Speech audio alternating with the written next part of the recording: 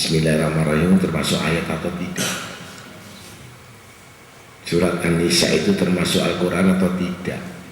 Bagaimana kalau ditempatkan di sampah? Yang punya ayat ini siapa? Allah Rabbul Alamin. Kira-kira marah enggak? Kira-kira marah enggak? Jadi kalau orang dibikin melarat, dibikin susah oleh Allah gara-gara bismillahnya tidak diem yang dibuang di sampah.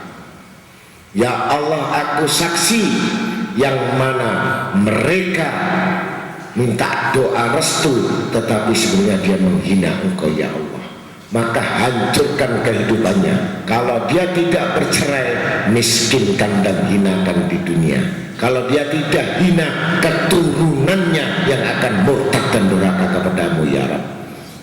Ini kata Bismillahirrahmanirrahim yang dibuang di sampah. Mudah-mudahan yang sudah terjadi, minta ampun berapa undangan yang dulu kamu sebarkan waktu kawin, waktu nikah. Kalau 500 undangan berarti 500 sujud istighfar kepada Allah, khusus hanya istighfar Bismillahirrahmanirrahim. Andai kata surat An-Nisa yang tercantum, bacalah 500 kali juga surat An-Nisa itu di dalam suratmu, agar dosa-dosamu diampuni, agar hidupmu bukan seperti tong sampah yang isinya cuma lalat-lalat melulu. Ini bukan orang yang takwa, pasti dia tidak menyadari dengan hal yang demikian atas kebodohannya, maka digagalkan oleh Allah neraka.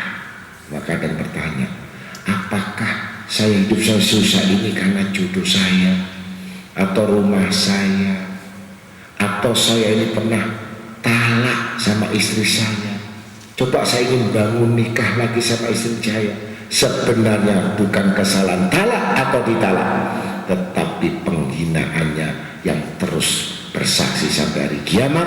Undangan tinta emas yang bertuliskan Bismillahirrahmanirrahim lebih besar dari talak. Andai kata dia kumpul sama istrinya terus menerus dalam ilmu tauhid, ilmu tasawuf, orang itu telah berbuat zina terus menerus. Sementara sudah dinikahkan secara syah di dalam hukum syar'i atau syarah, tetapi hakikatnya dia sebenarnya menghina kepada Allah dan Rasulnya dan ayat-ayatnya. Berarti sengaja atau tidak sengaja dia telah lebih buruk daripada binatang yang najis atau binatang buas. Maka keturunannya pun akan menjadi binatang buas juga. Mudah-mudahan yang demikian ini yang sudah terjadi, coba diingat-ingat yang sudah mengalami yang demikian, dulu undangannya berapa? 500 atau 700 ya. Kalau ada surat An-Nisa'nya coba dicari, diingat-ingat, diwiridkan sebagai kafarah ganti rugi, agar kelak di hari kiamat tidak dituntut oleh Allah dan tidak dituntut dengan ayat-ayat Allah. Jangan mengatakan bahwa sesuatu yang demikian itu tidak ada tuntutannya, sebab ayat-ayat Allah Ta'ala Al-Quran kelak itu pun bisa menuntut kepada kita semuanya dan bisa bertanggung jawab di hadapan Allah apa yang dikerjakan kita ini. Mudah-mudahan hal yang teliti semacam ini merupakan bagian daripada ketakwaan kepada Allah. Jadi ada keluarga famili yang tidak mengetahui, lebih baik ditulis saja bahasa Indonesia. Assalamualaikum ASSWRWB, selesai ya. ASSWRWB apa itu? Assalamualaikum warahmatullahi wabarakatuh. Tapi Indonesia, silahkan dicemplung di got, enggak masalah, karena di situ cuman ASS WRWB, enggak ada bahasa Arabnya, ya. Bahasa Arab ASS WRWB enggak ada, yang ada assalamualaikum. Kalau assalamualaikum pun itu ditulis juga dengan Arab, wah itu kan cuma salam, tapi lupa assalam itu nama Allah di Asmaul Husna, kena juga. Jadi cukup bahasa Indonesia, ya. Bikin surat menyurat apa saja, mukodimah yang sifatnya itu bahwa surat akan dibuang, yang akan dilalaikan, cukup menulisnya jangan bahasa Arab atau bahasa Al-Quran. Sok Arab, akhirnya Arab itu dibalik bara api, ya. Kalau orang tidak ngerti jadi bara, tahu bara? Nah, jadi api yang menyiksa dia. Ya, mudah-mudahan ini pengetahuan sedikit, ya. Kita lihat kalau kita bikin undangan ada nggak bahasa Arabnya? Nggak ada. Itu semuanya memberikan didikan.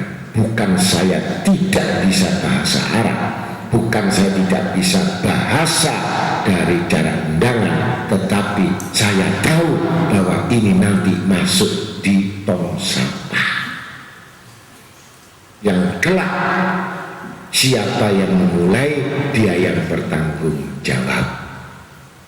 Satu contoh, orang yang menyanyi itu nggak berdosa.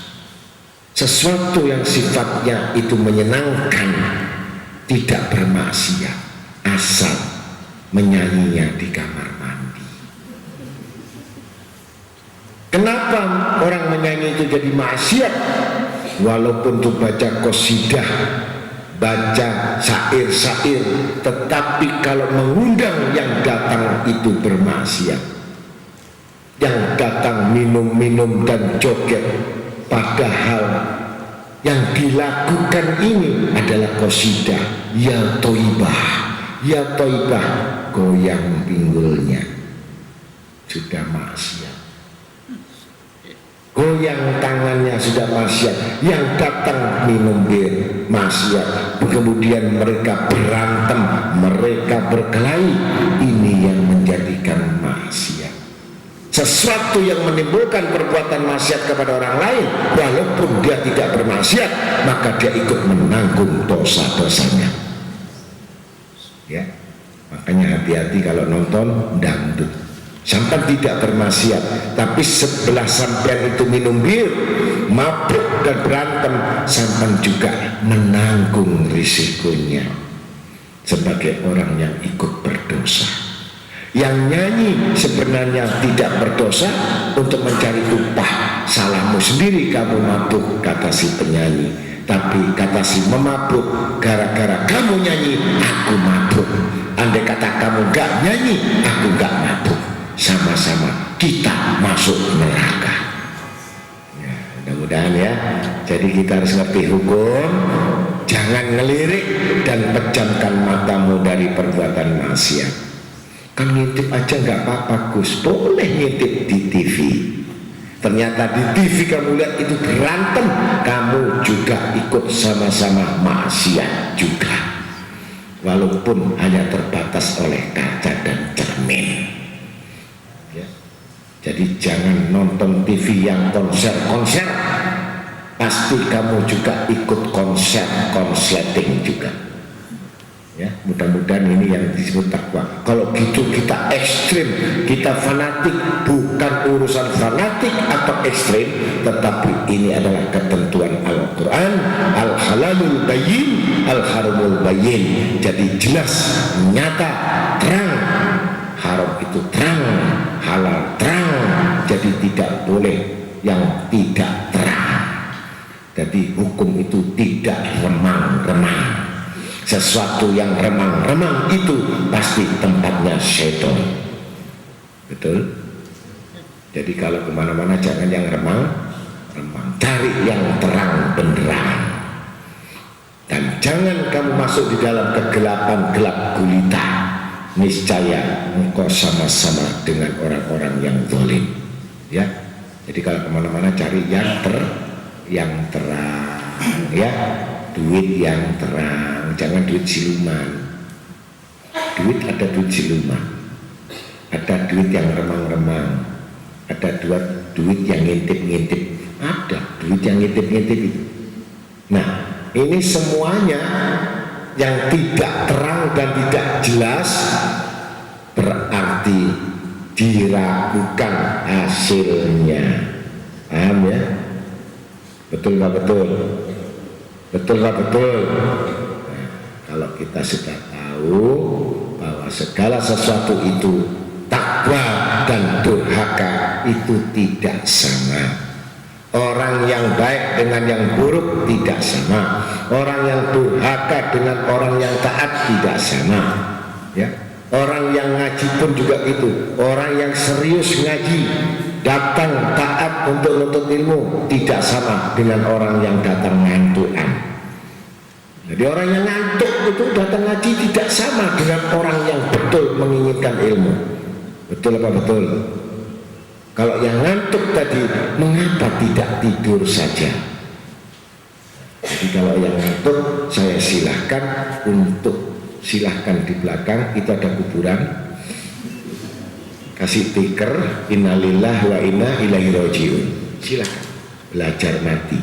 Jadi kalau di belakang itu saya siapkan, kalau duduk situ sambil ngelirik gini, mudah-mudahan saya masuk tempat ini juga mati juga gitu, ya.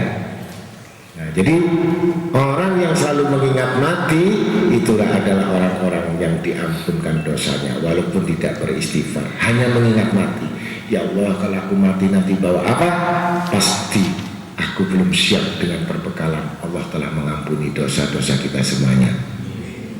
Maka yang kedua dari surat Al-A'raf ayat 36, walladzina atainahumul kitab yafrahuna biha unzila ilaika wa minal ahzabi mayunkiru ba'dahu qul innama umirtu an a'budallah wa la usyrik bihi ilahi ad'u wa ilahi ma'abi. Sadaqallahul maulanal azim. Dan orang-orang yang telah kami berikan kitab kepada mereka bergembira dengan apa kitab yang diturunkan kepadamu Muhammad. Dan ada di antara golongan Yahudi dan Nasrani yang mengingkari sebagiannya. Katakanlah, aku hanya diperintah untuk menyembah Allah dan tidak mempersekutukannya. Hanya kepadanya aku seluruh manusia dan hanya kepadanya aku kembali. Jadi Nabi Muhammad SAW itu, ya, di mana orang-orang dulu telah diberikan kitab. Jadi mulai zaman Nabi Daud, zaman Nabi Musa, Nabi Isa, ini ada kitabnya. Zabur, Taurat, Injil, sampai Al-Quran. Jadi 4 kitab. Nah, sampai kepada yang diturunkan Nabi Muhammad SAW. Jadi Al-Quran itu telah terisi dengan kesempurnaan 3 kitab. Jadi Al-Quran ini isinya Zabur, Taurat, Injil. Jadi tidak perlu ditambah lagi. Jadi Al-Quran tidak perlu dikurangi, ditambah lagi. Sudah sempurna, disempurnakan Allah.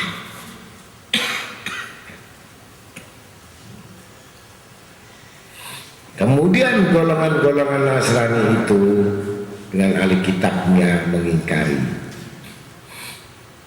tidak memakai kitabullah Al-Quran. Dia tetap berpegang pada kitab-kitab yang telah disempurnakan. Jadi dulu Injil sempurna, tapi pada perang salib, di mana pada waktu itu semua kitab ini berhamburan, dikumpulkan dengan Judas. Judas ini murid yang murtad daripada muridnya Nabi Isa alaihissalam. Ditambahi, padahal isinya enggak karuan.